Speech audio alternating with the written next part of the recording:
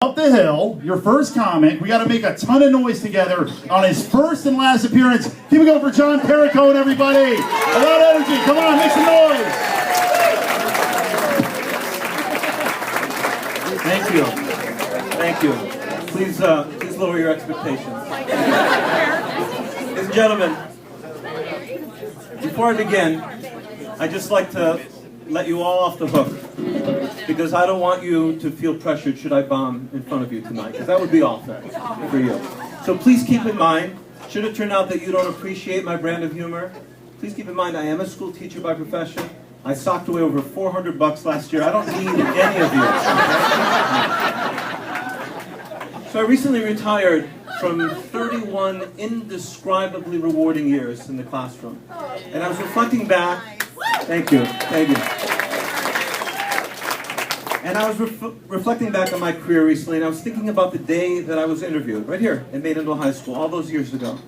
And the superintendent said to me that day, he said, "Mr. Perricone, we have your resume, we have your references.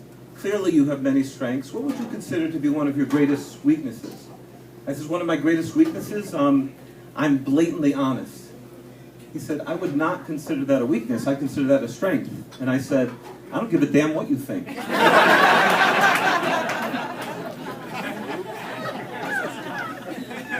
So, not so long ago, I finished the class about 5 minutes before the bell, and not wanting to waste the taxpayers' money, I said to my students, "Listen, let's play a game. Let's play Ask Mr. Perricone. You can ask me anything you want. I reserve the right to pass if it's too personal."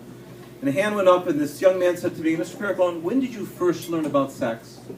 I said, "Well, I am teaching sex education here. That's a reasonable question." I said, "Okay. I actually learned about sex during the intermission of a Cinderella softball game in Castle Gardens where I grew up.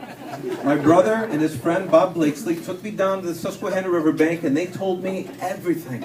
And they told me a bunch of words. They said, 'Don't ever say these words in front of mom or dad, or you will pay the price.'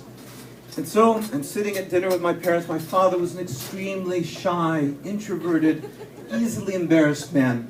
And he's enjoying my mother's soup, and I accidentally let one of these words spill, and he just spit his soup all over the table. He grabbed me by the arm, he took me into the bathroom, he put me up on the bathroom counter. He is sweating bullets, slammed the door. He's like, oh my God, he so didn't want to have this conversation, but he knew, as a father, it was his responsibility. He says, "John, all right, I don't know what Dave told you, I don't know what Bob told you, but it works like this. Girls have egg cells. Boys have sperm cells." I was like, "Dad, I'm 27, chill." Man. So my first experience, my first encounter of a sexual nature actually occurred in nature.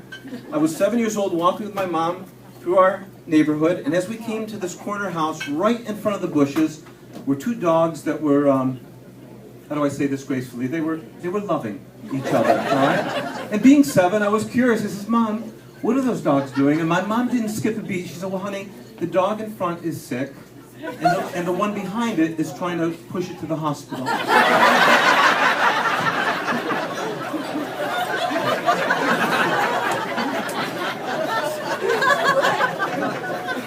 And I was like 13 before I realized dogs don't know where the hospital is. So anyway, my first wife was a bad cook. Sorry, I was told I didn't have time to do segues, so please stay focused, all right? Her cooking was so bad, the neighborhood flies pitched in to fix the hole in the kitchen screen door. That's how bad her cooking was. So who likes magic here? Who likes magic? Yeah, I love doing magic as a kid. I love doing it now. One of my favorite magic tricks as a kid was making my father disappear emotionally from my childhood. He was a really good man. He really was. But man, he liked to pinch the pennies. I remember I was 8 years old, and I'm sitting on the front stoop of our house, and I was down, and he could see that I was down.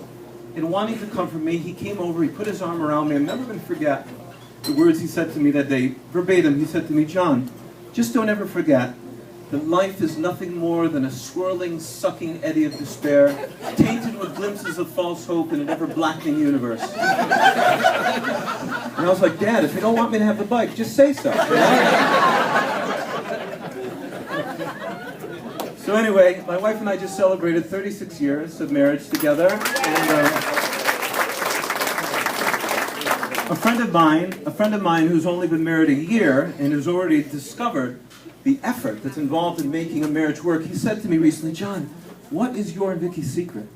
I says, we don't really have a secret, Mike, we have a rule. Our rule is we don't retire to bed angry. If we have an issue, we wait until we've settled it. As we speak, I haven't slept in 3 months. That is not the point. Actually, we're in therapy right now, and it's not because we're facing any issues that are extraordinary to any couple who's been married 36 years. For example, this is really personal, but I feel like we're bonding, all right? So, one of our issues is I tend to feel amorous early in the morning, and my wife tends to feel amorous in July.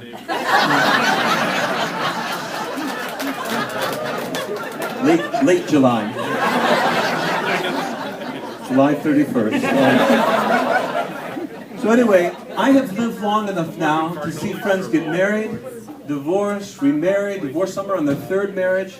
And it occurred to me the other day, even though my marriage is really good, it occurred to me that if I were ever single again, I'd have no pickup lines. Because I've been so conditioned by the institution of marriage. I'd be like, hey, I noticed you're sitting there by yourself, and I was just wondering if maybe you had a list of errands you needed me to run.